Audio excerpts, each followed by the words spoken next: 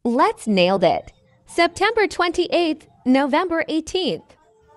Hi all! So for today's video, for the voiceover na naman tayo and removal pala ang una natin gagawin. So ayan, kinat ko muna yung nail ni client or yung excess ng nail extension and then mag-start na ako mag-drill.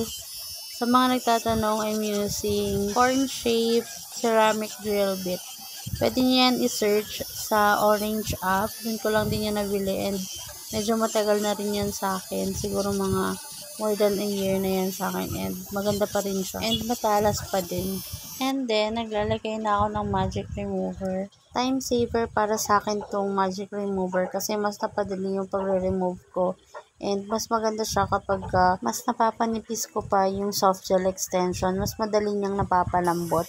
Sa paggamit pala ng magic remover, careful lang kasi kapag napadampi ito sa skin is mahapde. Kaya nire-remind ko si client kapag naglalagay na ako ng magic remover. So ayan, as you can see, super dali na niyang i-remove kapag nababad na siya.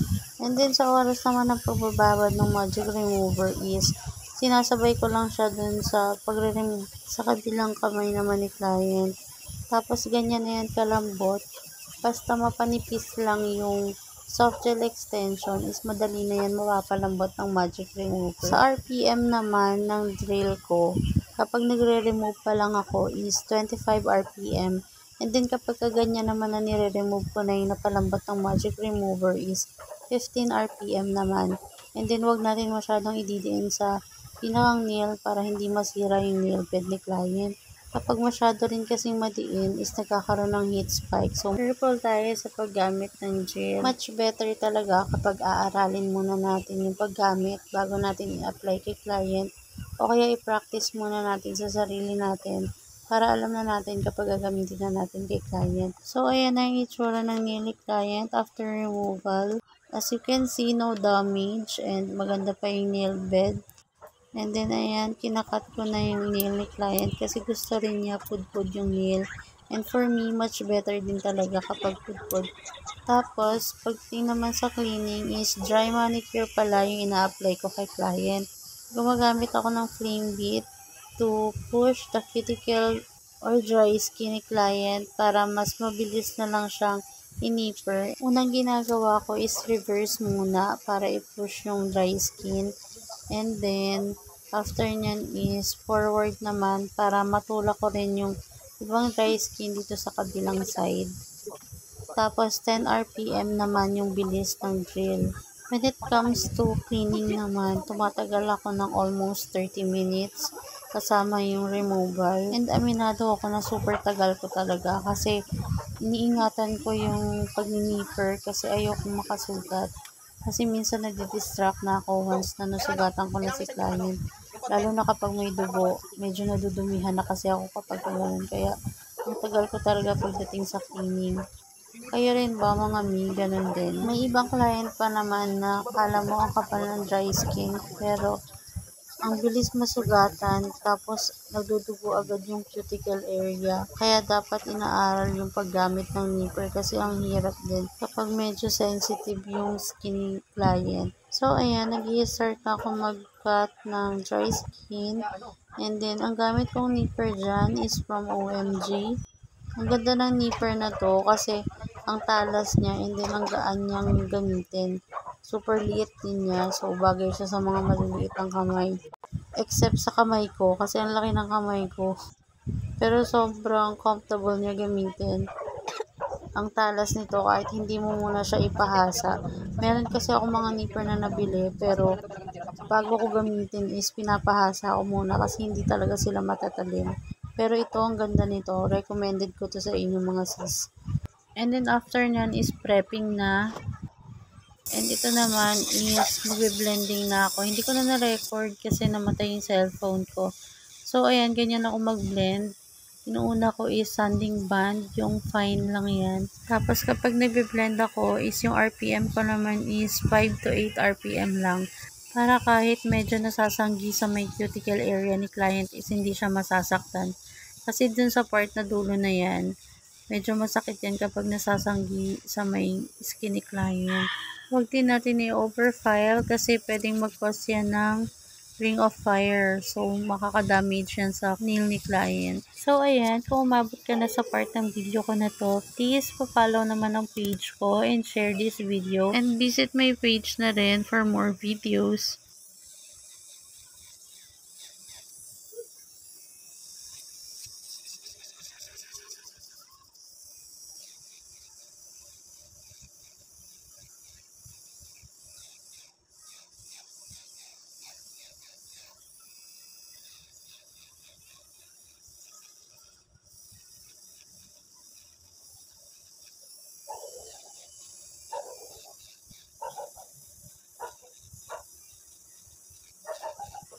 Ito na yung itsura niya after blending. Tapos, para mas maganda yung blending is gumagamit ako nitong flathead ceramic bit para maabot ko yung sa may mga bandang gilid.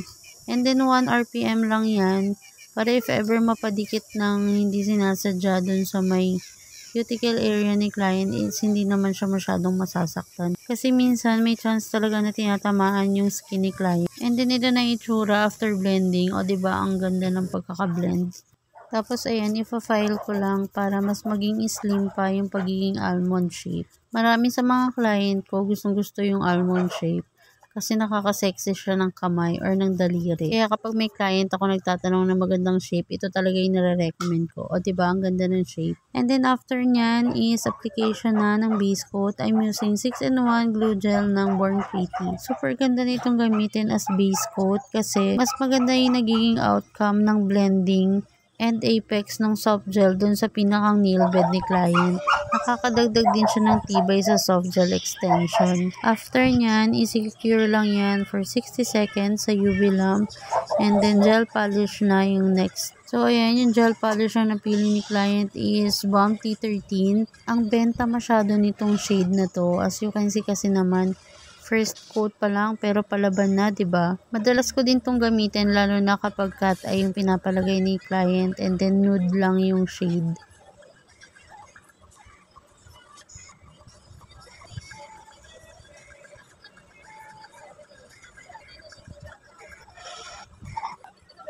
And then ayan na yung second coat. So ayan, tignan nyo naman, sobrang palaban, 'di ba?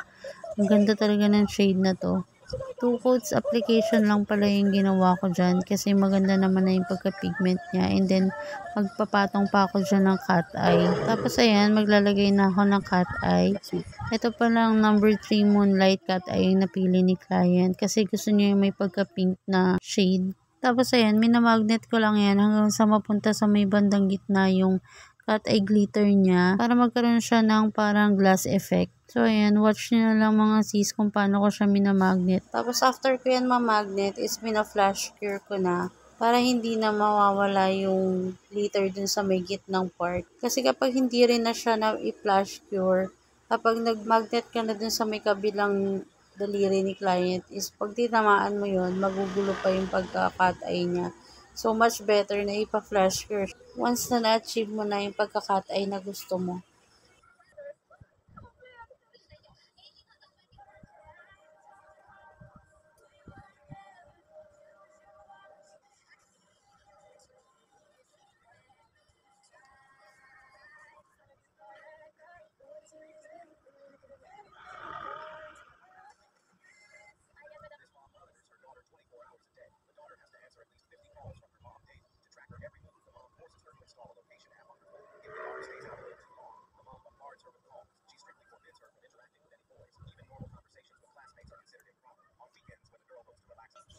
And ayan na yung outcome. Then after nyan is magta-top coat na ako. I'm using top coat ng Anis.